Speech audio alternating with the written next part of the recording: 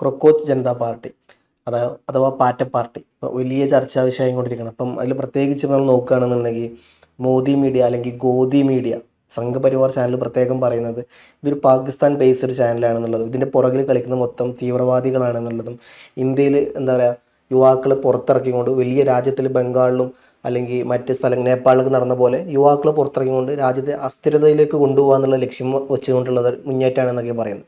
അപ്പം ഇതുമായി ബന്ധപ്പെട്ട് അഭിഷേക് പല കാര്യങ്ങളും പുറത്തു വിടുന്നുണ്ട്. ഇത് അങ്ങനെയല്ല, യഥാർത്ഥത്തിൽ ഇന്ത്യക്കാരുടെയാണ് സപ്പോർട്ട് എന്നുള്ള പല തെളിവുകളും അഭിഷേകും പുറത്തു വിടുന്നുണ്ട്. അപ്പം യഥാർത്ഥത്തിൽ ഇതൊരു പാകിസ്ഥാൻ ജനറേറ്റഡ് ഒരു മുന്നേറ്റമാണോ? എന്താ ഇതിൻ്റെ സത്യാവസ്ഥ? ഗവൺമെന്റിനെതിരെ വരുന്ന വിമർശനങ്ങളെല്ലാം പാകിസ്ഥാനാണ്, ആന്റി ഇന്ത്യയാണ്, ഇന്ത്യയെ ഡീസ്റ്റെബിലൈസ് ചെയ്യാനാണ് എന്നല്ലാതെ ഇവർക്ക് മറ്റെന്താണ് പറയാനറിയാം. നിരന്തരമായിട്ട് എല്ലാം വരുന്ന എല്ലാ വിമർശനങ്ങളും ഇങ്ങനെ തന്നെയാണല്ലോ നേരിടുന്നത്. ഇങ്ങനെയാണോ യഥാർത്ഥത്തിൽ ഒരു വിമർശനങ്ങളെ നേരിടേണ്ടത്? അതായത് ഇവർ ഉന്നയിച്ച വിഷയം എന്താണ് എന്നുള്ളതാണല്ലോ പരിഗണിക്കേണ്ടത്. ഇവർ പാകിസ്ഥാനാണോ അതോ ഉഗാണ്ടയാണോ അതോ സൗത്ത് ആഫ്രിക്കയിൽ നിന്നാണോ എന്നതിന് പകരം ഇവർ ഉന്നയിച്ച വിഷയം എന്താണ്, ഇതിൽ മെറിറ്റ് ഉണ്ടോ എന്നുള്ളതാണ് അന്വേഷിക്കേണ്ടത്. ഇതിൽ മെറിറ്റ് ഉണ്ടോ എന്ന് ചോദിച്ചു കഴിഞ്ഞാൽ ഈ രാജ്യത്തെ സംബന്ധിച്ചിടത്തോളം ഒരു വലിയ മെറിറ്റ് ഉണ്ട്. ആദ്യം അതിനെന്താണ് നിങ്ങളുടെ കയ്യിലുള്ള, നിങ്ങളാണല്ലോ ഭരിച്ചുകൊണ്ടിരിക്കുന്നത്, നിങ്ങളുടെ കയ്യിൽ അവരുന്നയിച്ച ഇത്രയും കോടി, അതായത് BJP ഫോളോവേഴ്സിനെക്കാട്ടിലും കോൺഗ്രസിന്റെ ഫോളോവേഴ്സിനെക്കാട്ടിലും എല്ലാവരെയും മറികടന്നു. അപ്പോൾ ഇവരുന്നയിച്ചത് BJPക്കെതിരെയാണ്, അല്ലെങ്കിൽ ഈ രാജ്യത്തെ പ്രശ്നങ്ങളാണ്. അപ്പൊ അതിനെ പിന്തുണയ്ക്കാൻ ഇത്രയും ലക്ഷം വരുന്ന ജനങ്ങൾ ഈ നാട്ടിലുണ്ട് എന്നുള്ളതാണ്. ഇപ്പോൾ അഭിജിത് ദീപ്കെ ഒരു സ്ക്രീൻഷോട്ട് പുറത്തുവിട്ടിരിക്കുകയാണ്. അതിന്റെ ഈ അവരുടെ പേജിലേക്ക് വരുന്ന ഓഡിയൻസ് ഡെമോഗ്രഫി, അവരെ അതിൻ്റെ ഒരു മെട്രിക്സ് പുറത്തുവിട്ടിരിക്കുകയാണ്. അതിൽ കൃത്യമായിട്ട് പറയുന്നത് 94% ആളുകളും ഇന്ത്യക്കാരാണ്. ആ ചാനൽ അവരുടെ ആ പേജ് വ്യൂ ചെയ്യുന്ന അതിലുള്ള ആളുകൾ എന്ന് പറയും. കൃത്യമായിട്ട് അയാളത് കണക്കുകൾ അടക്കം സ്ക്രീൻഷോട്ട് അടക്കം പുറത്തുവിട്ടിരിക്കുകയാണ്. അപ്പൊ ഈ പാകിസ്ഥാൻ ക്ലെയിം എന്ന് പറയുന്നതിൽ യാതൊരു തരത്തിലുള്ള അർത്ഥമില്ല എന്നുള്ളതാണല്ലോ ഇത് വെളിപ്പെടുത്തുന്നത്. കാരണം 94% ആളുകളും അതിൻ്റെ നോക്കുന്നത്, ആ ചാനൽ വാച്ച് ചെയ്യുന്നത് ഇന്ത്യക്കാരായിട്ടുള്ള ആളുകളാണ്. അപ്പൊ പിന്നെ ആ പ്രസക്തി അവർ പറയുന്ന ആ കാര്യത്തിലുള്ള പ്രസക്തി അവിടെ തന്നെ പൊളിയുകയാണ്. ഞാൻ പറഞ്ഞല്ലോ, ഗവൺമെന്റിനെതിരെ വരുന്ന വിമർശനങ്ങളെല്ലാം അത് ആന്റി ഇന്ത്യയാണ്, അത് പാകിസ്ഥാനാണെന്ന് പറയുകയാണോ വേണ്ടത്? അങ്ങനെയാണോ വേണ്ടത്? ഒരു മുസ്ലിം ലേബൽ കൂടി അതിലൂടെ പതിപ്പിച്ചു കൊടുത്തു കഴിഞ്ഞാൽ എല്ലാം ശരിയാണ്. ഇതിൽ മൊത്തം മുസ്ലിങ്ങളാണ് ഇത് ചെയ്യുന്നത്, മൊത്തം ഇന്ത്യക്കെതിരെ ഗവൺമെന്റിനെ കുറ്റം പറയുന്ന ആളുകളൊക്കെ മുസ്ലിങ്ങളാണ്. ഇതേപോലുള്ള വിഡ്ഢിത്തങ്ങളാണ് ഇപ്പം നടന്നുകൊണ്ടിരിക്കുന്നത്. ഈ വിഷയത്തെ പരിഗണിക്കുന്നില്ല എന്നുള്ളതാണ്. ഇത് ആത്യന്തികമായിട്ട് തിരിച്ചടിയായിട്ട് മാറിത്തീരാൻ പോകുന്നത് BJPക്ക് തന്നെയാണ്. ഇപ്പം തെലുങ്ക് ദേശം പാർട്ടി അവരിപ്പം വളരെ പോസിറ്റീവായിട്ടുള്ള ഒരു അഭിപ്രായമാണ് ഈ വിഷയത്തിൽ ഉന്നയിച്ചിരിക്കുന്നത്. ഇപ്പൊ തെലുങ്ക് ദേശം പാർട്ടിയുടെ പ്രസിഡന്റ് ആയിട്ടുള്ള പല്ലവ ശ്രീനിവാസ റാവു അദ്ദേഹം പറഞ്ഞിരിക്കുന്നത്, Cockroach Janata Party social media movement reflects the aspiration and concerns of the youth which should be taken seriously by policy makers. വളരെ പോസിറ്റീവായിട്ടുള്ളൊരു ഗെസ്റ്ററാണ്. എന്തുകൊണ്ട് ഇത് BJPക്കോ അല്ലെങ്കിൽ നരേന്ദ്രമോദിക്കോ അല്ലെങ്കിൽ ഈ മറ്റ് അദ്ദേഹത്തെ പിന്തുണയ്ക്കുന്ന ആളുകൾക്ക് പറയാൻ പറ്റുന്നില്ല? ഈ മോദി തന്നെ, ഞാൻ നേരത്തെയും പറഞ്ഞിട്ടുണ്ടല്ലോ, എൻ്റെ ഗവൺമെന്റിനെ നിങ്ങളൊന്ന് ക്രിട്ടിസൈസ് ചെയ്യുന്നതാണ് ഇതിനിടയിൽ ഏതോ ഒരു പോഡ്കാസ്റ്റിൽ, ആർക്കോ നൽകിയ പോഡ്കാസ്റ്റിൽ മോദി തള്ളിയത്. എന്നെ ഗവൺമെന്റിനെ നിങ്ങളൊന്ന് ക്രിട്ടിസൈസ് ചെയ്യൂ. ക്രിറ്റിസിസം എന്ന് പറയുന്നത് ഡെമോക്രസിയുടെ, ജനാധിപത്യത്തിന്റെ ശക്തിയാണെന്നൊക്കെയാണ് മോദി തള്ളിയത്. അത് തള്ളലല്ലെങ്കിൽ, ആ നടത്തിയത് തള്ളലല്ലെങ്കിൽ ഇത്തരം വരുന്ന വിമർശനങ്ങളെ ഒരു വളരെ ഡെമോക്രാറ്റിക് ആയ രീതിയിൽ ഡീല് ചെയ്യുകയാണ് വേണ്ടത്. ഡെമോക്രാറ്റിക് ആയ രീതിയിൽ ഡീല് ചെയ്യുക, അല്ലാതെ ഇവരുടെ അക്കൗണ്ട് ബ്ലോക്ക് ചെയ്യുക, ഇവർ പറയുന്നത് മൊത്തം പൊട്ടത്തരാണെന്ന് പറയാം. ഇതാണോ ജനാധിപത്യ രീതി? ഇതൊട്ടും ജനാധിപത്യ രീതിയല്ല. ഇത് മാത്രമല്ല, ഇപ്പോൾ നമ്മൾ നോക്കുകയാണെന്നുണ്ടെങ്കിൽ NDAയിൽ പ്രധാനപ്പെട്ട, അപ്പോൾ നമുക്കറിയാം NDAക്ക് ഒറ്റയ്ക്ക് ഭൂരിപക്ഷമില്ല, 240 സീറ്റാണ് BJPക്ക് ഉള്ളത്. തെലുങ്ക് ദേശം പാർട്ടിയുടെയും അതേപോലെ JDUവിൻ്റെയും സപ്പോർട്ടോടു കൂടിയാണ് കേന്ദ്രത്തിൽ ഭരിച്ചുകൊണ്ടിരിക്കുന്നത്, നിതീഷ് കുമാറിൻ്റെയും അതേപോലെ TDPയുടെയും അപ്പം ചന്ദ്രബാബു നായിഡു. അപ്പോൾ ഇവരുടെ സപ്പോർട്ടില്ലാണ്ട് അവർക്ക് അവിടെ ഒന്നും ചെയ്യാൻ പറ്റില്ല. അപ്പം എന്താ പറയുക, ഈ TDP ആണ് ഈ അഭിപ്രായം മുമ്പോട്ട് വെച്ചിട്ടുള്ളത്. അവരെ പോളിസി മേക്കേഴ്സിൻ്റെ ഈ ഭാഗമായിട്ട് ഈ സാധനം ചർച്ച ചെയ്യപ്പെടേണ്ട വിഷയമാണെന്നുള്ള കാര്യങ്ങളൊക്കെ. അപ്പോൾ ഇങ്ങനെ വരുമ്പോൾ അത് NDAക്കുള്ളിൽ തന്നെ പലതരത്തിലുള്ള അഭിപ്രായ വ്യത്യാസങ്ങളിലോട്ട് പോകുന്നു. ഒരു ഇപ്പം ഇന്ന് ഞാൻ അഖിലേഷ് യാദവിൻ്റെ ട്വീറ്റ് കണ്ടു. അഖിലേഷ് യാദവ് ഇതിനെ സപ്പോർട്ട് ചെയ്തുകൊണ്ട് രംഗത്ത് വരുന്നു. മമതാ ബാനർജിയുടെ തൃണമൂൽ കോൺഗ്രസ് സപ്പോർട്ട് ചെയ്യുന്നു. നേരത്തെ ആം ആദ്മി KC വേണുഗോപാൽ സപ്പോർട്ട് ചെയ്യുന്നു. അതെ, ആം ആദ്മി, CPM സപ്പോർട്ട് ചെയ്യുന്നു, CPI സപ്പോർട്ട് ചെയ്യുന്നു. പിണറായി വിജയനൊക്കെ വന്നിട്ടുണ്ട് എക്സിക്യൂട്ടീവ് ആയിട്ട്. ഇപ്പം എല്ലാ ആൾക്കാരും ഈ കോക്രോച്ച് ജനതാ പാർട്ടിയുടെ ഇത് പ്രത്യേകിച്ച് യൂത്ത് ബേസ്ഡ് അതായത് പാർട്ടി ആയിട്ടല്ല അവർ പറയുന്നത്. പക്ഷേ ഈ പറഞ്ഞ പോലെ അവരുടെ കൺസേൺ, അവർ നേരിടുന്ന പ്രശ്നങ്ങൾ, അവരുടെ തൊഴിലില്ലായ്മ ഒരു ഇന്ത്യയുടെ പരമോന്നത നീതിപീഠത്തിരിക്കുന്ന ഒരു നേതാവ് പറയുന്ന കാര്യങ്ങൾ, ഇപ്പം ഇത്തരത്തിലുള്ള കാര്യങ്ങളൊക്കെയാണ് ഇവർ അഡ്രസ്സ് ചെയ്യുന്നത്. സ്വാഭാവികമായിട്ടും ഇത് BJPക്കുള്ളിൽ അല്ലെങ്കിൽ NDAക്കുള്ളിൽ ഒരു അസ്വാരസ്യങ്ങൾ ഉണ്ടാക്കുന്നുണ്ട്. ഇങ്ങനെ പോവുകയാണെന്നുണ്ടെങ്കിൽ എനിക്കറിയില്ല അത് എത്രത്തോളം വലിയ പ്രശ്നമാവും എന്നുള്ളത്. മേ ബി TDP വിട്ട് കഴിഞ്ഞാൽ ഒരു പക്ഷേ നിലവിൽ നിൽക്കുന്ന NDA സർക്കാർ നിലംപതിക്കാൻ വരെ ചാൻസ് ഇല്ല.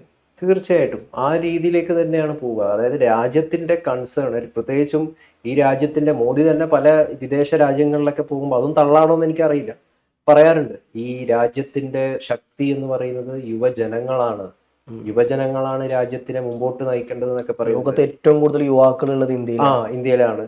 അപ്പോ ഇങ്ങനെയൊക്കെ പറയുന്ന മോഡി ഇതിനൊന്നും കൃത്യമായ രീതിയിൽ എടുത്തിട്ടില്ലെങ്കിൽ ഇതൊക്കെ വെറും തള്ളലാണ്, ചുമ്മാ ആളുകളെ പറ്റിക്കാനുള്ള തള്ളലാണെന്ന് നാട്ടുകാർ ധരിക്കുകയുള്ളൂ. മനസ്സിലായില്ലേ? അങ്ങനെ തന്നെ ധരിക്കുകയുള്ളൂ.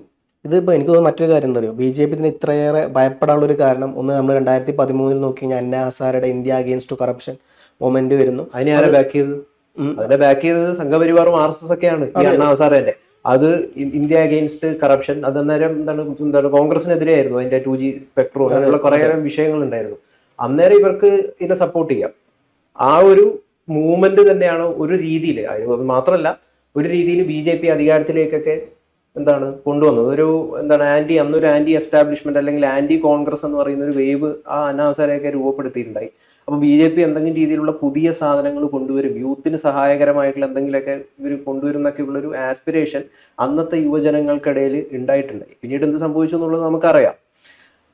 ഇപ്പോഴും ഇവരുടെ ഗവൺമെന്റ് ഭരിച്ചുകൊണ്ടിരിക്കും, ഇത്രയും വർഷമായി ഭരിച്ചുകൊണ്ടിരിക്കുന്നത്. അപ്പൊ അതിന്റെ ഉള്ളിലുള്ള പ്രശ്നങ്ങളെയും അവരുടെ പോളിസിയിലുള്ള പ്രശ്നങ്ങളെയും കാര്യങ്ങളൊക്കെ നിങ്ങൾ നേരിടണം, ഡീൽ ചെയ്യണം എന്നാണ് ഈ യുവജനങ്ങൾ ആവശ്യപ്പെടുന്നത്. അപ്പൊ അതിനോട് നിങ്ങൾ കാണിക്കുന്ന സമീപനം എന്താണ് എന്നുള്ളതാണ് പ്രധാനപ്പെട്ടുള്ള വിഷയം. നിങ്ങൾ അതിനോട് കാണിക്കുന്ന സമീപനം എന്താണ്?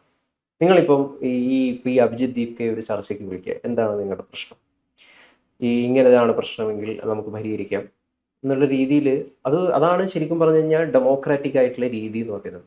അത് മോദിക്കുമില്ല, മോദിയെ താങ്ങുന്ന കുറേയധികം അടിമകൾക്കും ഈ ജനാധിപത്യ ഡീലിന്റെ രീതി ഉണ്ടല്ലോ. ഇവർക്കെതിരെ വരുന്ന വിമർശനങ്ങൾ കൊടുത്തു, ഇത് മുസ്ലിങ്ങളാണ്, പാകിസ്ഥാനാണ്, ജോർജ് സോറോസ് ആണ്, എന്ത് വന്നു കഴിഞ്ഞാലും ജോർജ് സോറോസ് എന്ന് പറഞ്ഞതാണ്. എന്ത് വന്നു കഴിഞ്ഞാൽ ഒന്നാമത് ഈ മോദിക്ക് പറഞ്ഞ പോലെ ഡീലിംഗ് അറിയാത്തൊരു നേതാവാണ് മോദി. നമ്മൾ നോക്കിക്കഴിഞ്ഞാൽ 2014 ഒറ്റക്ക് ഭരണത്തിൽ കയറുന്നു. 2019 വരുമ്പം അതിലും വലിയ ഭൂരിപക്ഷത്തിൽ 300ഓളം സീറ്റുമായിട്ട് രംഗത്ത് വരുന്നു. 2024 പറഞ്ഞത് ഇസ് പാർ 400 പാർ എന്ന് പറഞ്ഞത്, ഇപ്രാവശ്യം 400 സീറ്റ് എന്നുള്ള ഒരു ഐഡിയോളജി മുമ്പോട്ട് വെച്ചിട്ടാണ് അവർ ഇലക്ഷൻ നേരിട്ട് തന്നെ. ഇത് വലിയ തരത്തിൽ കോൺഗ്രസ് അത്തരത്തിൽ വലിയ ഉപകാരം, അതിൻ്റെ ഉപകാരം എടുത്തത് കോൺഗ്രസ് ആയിരുന്നു. കാരണം അവർ പറഞ്ഞത് ഇങ്ങനെ വന്നു കഴിഞ്ഞാൽ ഭരണഘടന ഇല്ലാണ്ടാക്കും, ന്യൂനപക്ഷ വിഭാഗങ്ങൾ, OBC-കാർക്ക്, ഹിന്ദുക്കൾക്ക് വലിയ തരം തിരിച്ചടിയാവും. അതിൻ്റെ ഇടയിൽ അവർ ബീഹാറിൽ കാസ്റ്റ് സെൻസസിൻ്റെ കാര്യങ്ങൾ പുറത്തോട്ട് വരുന്നു. അപ്പം ഇതൊക്കെ BJPക്ക് വലിയ തരത്തിൽ തിരിച്ചടിയായി. ഇപ്പം ഒന്നാലോചിക്കുമ്പോൾ BJP ഇപ്പം എനിക്ക് തോന്നുന്നു ഈ ഭയപ്പെടാനുള്ള ഒന്നാമത്തെ കാരണം എന്ന് പറഞ്ഞു കഴിഞ്ഞാൽ ഇതൊരു എമേർജിങ് പാർട്ടി ആവും എന്നുള്ള സാധനം അവർക്കുണ്ട്. കാരണം ഞാൻ നേരത്തെ പറഞ്ഞല്ലോ ആം ആദ്മി പാർട്ടി എങ്ങനെയാണ് വന്നതെന്നുള്ളത്. അന്ന് ഈ പറഞ്ഞ പോലെ കോൺഗ്രസിനെതിരെയുള്ള ഒരു സാധനമായിരുന്നു ഇന്ത്യ അഗെയിൻസ്റ്റ് കറപ്ഷൻ എന്ന് പറഞ്ഞ സാധനം. അതിൽ ഉപകാരപ്പെട്ടത് ഈ പറഞ്ഞ പോലെ BJPക്ക് ഉപകാരപ്പെട്ടു, ആം ആദ്മിക്ക് ഉപകാരപ്പെട്ടു. ആ സമയത്ത് ആം ആദ്മിയുടെ ഐഡിയോളജി തന്നെ India for Modi, Delhi for Kejriwal എന്നായിരുന്നു. ഇന്ത്യയിൽ മോദി ഭരിക്കട്ടെ, ഡൽഹിയിൽ കേജ്രിവാൾ ഭരിക്കട്ടെ എന്നായിരുന്നു. അതൊരു പരിധിവരെ ശരിയായി. 2014 കോൺഗ്രസിൻ്റെ കൂടെ കൂടിയിട്ടാണെങ്കിലും പിന്നീട് നടന്ന ഉപതെലക്ഷനിൽ ഒറ്റയ്ക്ക് ഭൂരിപക്ഷം നേടി അവിടെ ആം ആദ്മി ഭരണത്തിൽ വരുന്നു. പിന്നീട് പതിയെ BJPയുടെ അടിവേര് ഇറക്കുന്നത് നമ്മൾ കണ്ടത്. കാരണം പഞ്ചാബിൽ അവിടെ പിടിച്ചത് കോൺഗ്രസിന് ഇല്ലാണ്ടാക്കി. മാത്രമല്ല ഗുജറാത്തിൽ BJP ഭരിക്കുന്ന സംസ്ഥാനമാണ്. അവിടെ 15 മുതൽ 18% വോട്ട് ഷെയർ ഉണ്ടാക്കി അവർ. നമ്മൾ ആലോചിക്കണം, കേരളത്തിൽ BJPയുടെ ശതമാനം എന്ന് പറഞ്ഞു കഴിഞ്ഞാൽ ഈ പറഞ്ഞ പോലെ 15 മുതൽ 18%. ഇതേ ഭൂരിപക്ഷം വോട്ട് ശതമാനം അവർ BJPയുടെ അല്ലെങ്കിൽ നരേന്ദ്രമോദിയുടെ മണ്ണിൽ ആം ആദ്മി ഉണ്ടാക്കുന്നത്. മാത്രമല്ല മധ്യപ്രദേശിൽ ഏകദേശം 8% വോട്ട് ഉണ്ടാക്കി. അപ്പോൾ എല്ലായിടത്തും അവരവരെ വോട്ട് ഷെയർ വല്ലാണ്ട് കൂടി കഴിഞ്ഞപ്പം കാശ്മീരിൽ 2 സീറ്റ് ഉണ്ടാക്കി അവർ, പഞ്ചാബിൽ സീറ്റ് ഉണ്ടാക്കി, പഞ്ചാബിൽ ഭരിക്കുന്നത് തന്നെ അവരാണ്. അപ്പോൾ ഇത്തരത്തിൽ BJPയുടെ മണ്ണൊലിച്ചു പോകുന്നൊരവസ്ഥയിലോട്ട് അവർ മൊമെന്റ് പതിയെ നീങ്ങി എന്നുള്ളതാണ്. തുടക്കത്തിൽ BJPക്ക് ഗുണമായിരുന്നു എന്നുണ്ടെങ്കിലും പിൽക്കാലത്ത് അത് BJPക്ക് തിരിച്ചടിയായി. അപ്പോൾ ഇത്തരത്തിൽ ഈ ഒരു സാധനം എമേർജ് ചെയ്ത് വന്നു കഴിഞ്ഞാൽ അത് ഏറ്റവും കൂടുതൽ തിരിച്ചടിയാകാൻ പോകുന്നത് ഈ പറഞ്ഞ പോലെ BJPക്കാണെന്നുള്ള സാധനം ഒരു തോന്നൽ എനിക്കും കൂടി. അത് തീർച്ചയായിട്ടും അതിനെ അടിച്ചമർത്തുക എന്നുള്ളൊരു സമീപനമാണല്ലോ ഇവർക്കറിയാം. അല്ലാതെ ഇവർക്ക് ജനാധിപത്യത്തിന്റെ സമീപനം അറിയില്ല. അതുകൊണ്ടാണ് ഇപ്പോൾ ട്വിറ്റർ അക്കൗണ്ടൊക്കെ ബ്ലോക്ക് ചെയ്യപ്പെട്ടത്. അത് തിരിച്ചു വന്നു പല ഇതൊക്കെ. മനസ്സിലായില്ലേ? അങ്ങനെയാണ് സംഭവിക്കാൻ പോകുന്നത്. അല്ലാതെ ഇവരിതൊക്കെ കേൾക്കും നിങ്ങൾക്ക് തോന്നുന്നുണ്ടോ? നമുക്ക് ആഗ്രഹിക്കാം, നമുക്ക് ആഗ്രഹമുണ്ട് ഇവരിതൊക്കെ കേൾക്കണം, ഒരു ജനാധിപത്യത്തിന്റെ വഴിയെ നീങ്ങണം. പക്ഷെ എങ്ങനെ കേൾക്കുമെന്ന് തോന്നുന്നുണ്ടോ ഫവാസിന്? എന്തായാലും കേൾക്കുന്നില്ല. അങ്ങനെ കേൾക്കുകയാണെന്നുണ്ടെങ്കിൽ ആദ്യം കേൾക്കേണ്ടത് പറഞ്ഞ നമ്മൾ നേരത്തെ മുൻ ചർച്ചയിൽ നമ്മൾ പറഞ്ഞ പോലെ കർഷക സമരവുമായി ബന്ധപ്പെട്ട് എന്താ പറയുക കർഷകരെ കേൾക്കണമായിരുന്നു മോദി. അത് മോദി നമ്മൾ കേട്ടിട്ടില്ലല്ലോ. നേരത്തെ പറഞ്ഞു, ഇത് യഥാർത്ഥത്തിൽ എന്താണ് ഭരണകൂടത്തിന്റെ ഒരു പ്രശ്നമാണ്. ഇതിപ്പോ ഏത് ഭരണകൂടത്തിന്റെ ഒരു രീതി എന്ന് പറയുന്നത് ഇങ്ങനെയാണ്. ഏത് വരുന്ന പ്രതിഷേധങ്ങളെ ആയിക്കോട്ടെ, സമരങ്ങളെ ആയിക്കോട്ടെ, ഇതിനൊക്കെ അടിച്ചമർത്തുക, ഇതിനോടൊക്കെ ആന്റി ഡെമോക്രാറ്റിക് ആയിട്ട് പെരുമാറുക എന്നുള്ളതാണ് പൊതുവെ ഭരണകൂടത്തിന്റെ ഒരു മുഖമുദ്ര എന്ന് പറയുന്നത്. അത് നിങ്ങൾ പിണറായി ഭരണകൂടത്തിന്റെ ആയാലും അല്ലെങ്കിൽ മറ്റു ഭരണകൂടത്തിന്റെ ഒക്കെ ആയാലും ഇത് തന്നെയാണ്. ഇവിടെ പിണറായി വിജയന്റെ കാലത്ത് എന്തൊക്കെ സമരങ്ങൾ SFI നടത്തി, അല്ലെങ്കിൽ DYFI നടത്തി? ഒന്നും ചെയ്തിട്ടില്ല. ഇപ്പൊ ആശാ സമരത്തിനോട് തന്നെ അവരെങ്ങനെയാണ്, ഇപ്പൊ കേരയിൽ പോലുള്ള മഞ്ഞക്കുറ്റി ഇപ്പൊ റദ്ദാക്കി. വീടി വന്നപ്പോൾ അത് റദ്ദാക്കി. അന്ന് ഉണ്ടായ സമരങ്ങളോട് ഇവരെടുത്ത രീതി എന്താണ്? അനുകമ്പ രീതിയിലുള്ളൊരു ഇതായിരുന്നു അവർ സ്വീകരിച്ചത്? അല്ല. അപ്പോൾ പ്രതിഷേധങ്ങളെ എല്ലാം അടിച്ചമർത്തുക എന്നുള്ളതാണ് ഭരണകൂടത്തിന്റെ ഒരു മുഖമുദ്ര എന്ന് പറയുന്നത്. അതിൽ നിന്ന് ഏതെങ്കിലും രീതിയിൽ വ്യത്യസ്തമായിട്ട് മാറിത്തീരുക, രാജ്യത്തിന്റെ നന്മയ്ക്കനുസരിച്ചിട്ട് മുമ്പോട്ട് പോവുക എന്നുള്ളതാണ്. ഇവർ ഈ രാഷ്ട്രം എന്നൊക്കെ കുറെ തള്ളി നടത്താറുണ്ടല്ലോ. രാഷ്ട്രത്തിന് വേണ്ടി നിൽക്കുന്ന ആളുകളാണ്, രാഷ്ട്രത്തിന്റെ പുരോഗതിയാണ് നമ്മളുടെ ഇതെന്നൊക്കെ.